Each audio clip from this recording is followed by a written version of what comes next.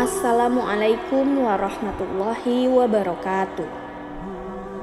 Sahabat Hajar TV yang dimuliakan Allah Subhanahu wa Ta'ala, seringkali kita diingatkan oleh sebuah nasihat.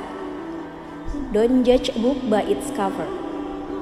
Jangan kita menilai seseorang hanya dari luarnya saja. Namun, kita seringkali abai akan nasihat ini. Dengan mudahnya, kita menilai seseorang hanya dari apa yang kita lihat di depan mata dan mendengar dari kata orang lain. Inilah kita manusia. Seringkali bibir ini begitu mudahnya nyinyir terhadap orang lain. Dengan mudahnya kita melabeli seseorang jarang ibadah hanya karena ia tidak pernah terlihat ke masjid.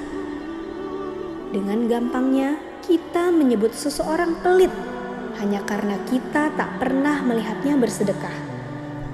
Padahal apa yang kita lihat belum tentu yang sebenarnya. Sekarang coba renungkan. Misalnya Anda yang dinilai demikian. Apakah Anda mau? Tentu saja jawabannya tidak. Nah, inilah kita manusia. Betapa mudahnya kita menilai orang lain. Padahal sebaliknya, kita tidak mau dinilai macam-macam oleh orang lain hanya karena luarnya saja. Sahabat Hajar TV, kisah ini pun sempat terjadi di masa Kekaisaran Ottoman. Saat itu, Kekaisaran Ottoman dipimpin oleh Sultan Murad IV pada tahun 1623 hingga 1640 Masehi. Sultan Murad sering menyamar untuk bisa berbaur dengan rakyatnya dan melihat langsung kondisi mereka. Pada suatu malam, Sultan diliputi kegelisahan dan ia ingin sekali keluar istananya. Dan benar saja, saat ia keluar, Sultan Murad menemukan mayat seorang lelaki tergeletak di jalanan. Namun, tak ada satupun warga yang peduli dan mereka membiarkan mayat orang tersebut tergeletak di tanah. Sultan Murad pun kemudian berseru, "Mengapa orang ini tergeletak mati di tanah dan mengapa tidak ada yang peduli? Di mana keluarganya?" Orang-orang pun menjawab, "Dia memang begitu. Dia seorang pemabuk dan pezina." Sultan lalu mengatakan, "Apakah dia bukan dari umat Muhammad? Sekarang bantu aku membawanya ke rumahnya." Beberapa warga pun kemudian membantu Sultan yang sedang menyamar untuk membawa si mayat ke rumahnya. Sesampainya di rumah si mayat, warga pun langsung pulang, sementara Sultan menemui istri si lelaki yang sudah menjadi mayat tersebut.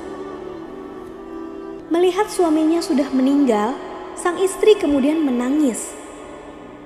Dia pun berkata kepada mayat suaminya, "Allah merahmatimu. Aku bersaksi bahwa kamu adalah seorang lelaki yang soleh." Sultan pun bingung. Dia berkata, "Bagaimana Anda bisa mengatakan bahwa suami Anda ini soleh?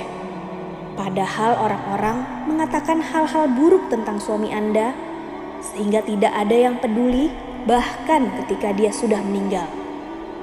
Sang istri menjawab, "Saya hanya mendoakannya.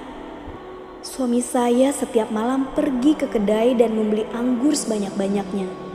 Ia kemudian akan membawanya pulang dan menuangkan semua anggur-anggur itu ke tanah tanpa ia minum sedikit pun. Ia kemudian selalu mengatakan, 'Aku menyelamatkan umat Islam sedikit hari ini.' Dia kemudian akan pergi kepada para pelacur, memberinya uang dan menyuruhnya menutup pintu sampai pagi. Ia kemudian akan kembali ke rumah untuk kedua kalinya dan berkata, 'Hari ini aku menjaga seorang wanita muda dan remaja dari orang-orang yang akan memberinya hina.'" Mata Sultan pun mulai berkaca-kaca. Kemudian istri si mayat melanjutkan ceritanya. "Orang-orang selama ini memang hanya melihat dia membeli anggur dan mereka terbiasa melihat dia pergi ke rumah pelacuran dan mereka mencemoohnya. Suatu hari saya berkata kepadanya, Kalau kau mati, tidak akan ada satu orang pun yang akan memandikanmu, tidak akan ada yang mensolatkanmu, dan tidak akan ada yang menguburkanmu.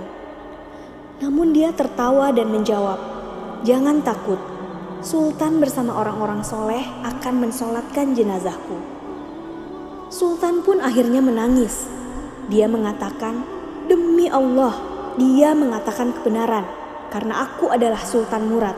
Besok kita akan memandikannya, mensolatkan dan menguburkannya." Dan keesokan harinya, Sultan beserta para ulama dan rakyatnya mensolatkan dan menguburkan jenazah lelaki itu dengan sangat mulia. Betapa kita bisa mengambil hikmah dari kisah ini, bahwa memang jangan sekali-kali kita menilai seseorang, apalagi sampai menilai buruk hanya dari apa yang kita lihat dan kita dengar. Karena barangkali orang yang kita nilai buruk itu jauh lebih mulia di hadapan Allah daripada kita sendiri. Bukankah kita juga tahu bahwa lidah kita yang kecil ini bisa mengantarkan kita ke dalam api neraka? Na'udzubillah min zalik. Ya Allah ya Rabb, jauhkanlah kami dari dosa yang dilakukan lidah ini. Jauhkanlah kami dari sifat menilai buruk seseorang. Jauhkanlah kami dari penyakit lidah yang suka nyinyir dan gibah ini ya Allah. Jauhkanlah kami ya Allah dari siksa kuburmu yang pedih. Jauhkanlah kami dari siksa api neraka. Amin. Amin. Amin ya Rabbal Alamin.